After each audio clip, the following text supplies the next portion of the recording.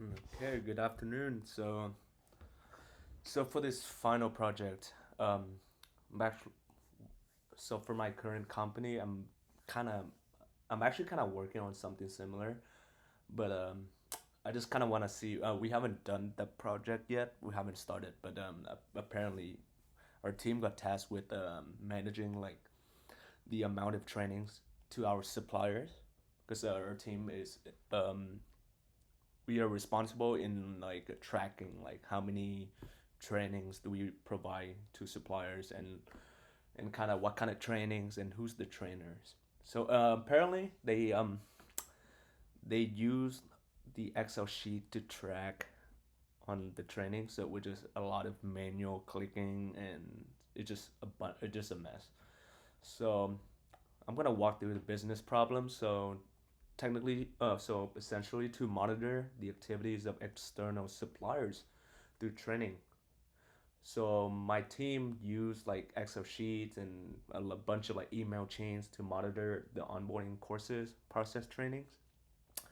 So ultimately, like managers kind of find it difficult to kind of like see the reply to the questions like which suppliers have completed the required trainings, which training types are delivered often, and to which suppliers, etc.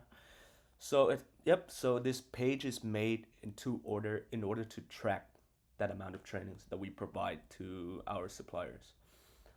So okay, so I'm gonna walk through each tab. So we have the dashboard tabs. This is kind of like technically a high overview of what like how many suppliers we have in this training. So I just have a bunch of weird data right here. So we have 12 total suppliers. The amount of trainings we provided so far is 25, and if it's mandatory. So some trainings have mandatory trainings and some are not. But yep. So we have three mandatory types, and this is suppliers that are haven't been trained yet. So recent data, as you can see, category trainer, format, hybrid, online, on-site. Like what? How do we provide the training to the suppliers? And on this suppliers tab, we have a bunch of different suppliers that we currently are tasked with trainings or tracking them. Also a tab for adding suppliers. So I can do a test right here and see test. This is very simple. So yeah, we have new suppliers here. Essentially, you have a select tab. Let's say we select a new one. Clear. Perfect. Yep, everything looks good. Okay, and then we have the training types. So essentially, what kind of training do we currently have to our suppliers? So that's essentially, I work in aerospace, so AS 9100 quality overview. This is mandatory training. So the category will be quality management. Yep, these are just a bunch of trainings that we have or we offer to suppliers. And now here's the checkbox in order to add that training name, test. Let's say we have it mandatory. All right, so test is mandatory. So this is log training, kind of like we're gonna after we train them. So this tab is essentially we have it to log the training. Let's say we completed that training. So for example, the new the supplier I just added was test. So let's say we train them, we offer them the test training, delivered by let's say we do hybrid. Delivery day of today's will be 12/5, 2025. Oh, delivered by was the trainer actually. Let's say will quality quarterly training session. We're gonna save the training log. So perfect. So that training log is so right here it will shows that the suppliers have been trained. Let's go back to the dashboard. As you can see, this one update to 26 because we just provided that training. And this report is essentially a higher level of report. This is not Power BI level yet, but so for example, Aerofast machining, we have four total training, four training type. First day we trained them was this day, and last day, and this is tracking the popularity of that training. So as you can see, this training is the most popular one because there's 6 times delivered, but it's not mandatory. So manager can look at it and be like, oh, why is it? Why does everyone prefer this? All right, mandatory completion training. This is tracking on the progress. So completion 50%, very high level view. And this is the Power BI tab that I have. Essentially, is probably the same thing that we have on the this one, but the Power BI is better visibility. So we have 3 mandatory training session, 9 total supplier train, top 10. Oops. So right here we have the top 10 suppliers by training. So yeah, this is the top right here, and total trainings by month and year. So for example, this right here, you can see on the uh, on May 2025 quarter 2, May 1st, we provided the most trainings, and then this we gonna then it keeps going to July. This kind of decrease, and then it goes back up on October. And this is training by category. So as you can see, the special process category has the most trainings out of all. Stats have like about 2, and this tab right here is just a bunch of data that I have. So kind of training category, training name, delivered by. Essentially, it's just for us to go through the data. All right, so I'm just gonna walk through the code. Just to note that I already included the code in the turn in the write up. So we're gonna walk through. All right. So just super simple thing, import system. All right, this is the connection to our database.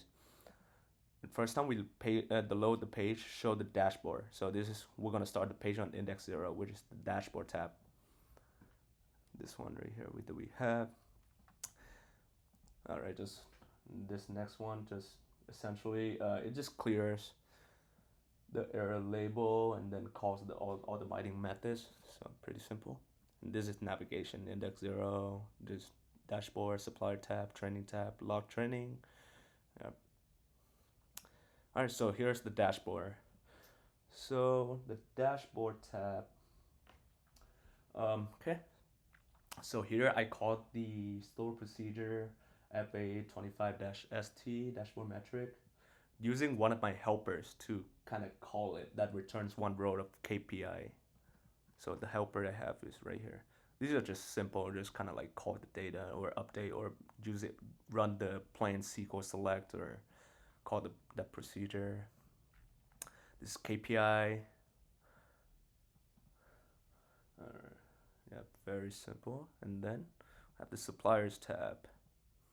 So these are essentially just calling all these just call the store procedure from the back end.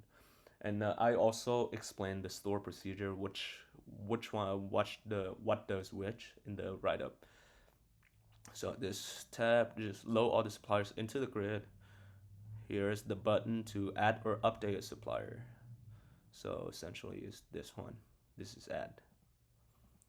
The update is the select button. You select it and then you update it and save. Now it's just common parameters, just kind of call it contact name. After that, we'll refresh the screen. This is the button to clear supplier's form. Very simple, just return 0, returns nothing after you hit clear. That's it. Alright, just load the suppliers from the grid into the form for editing. So this is the select button that we built.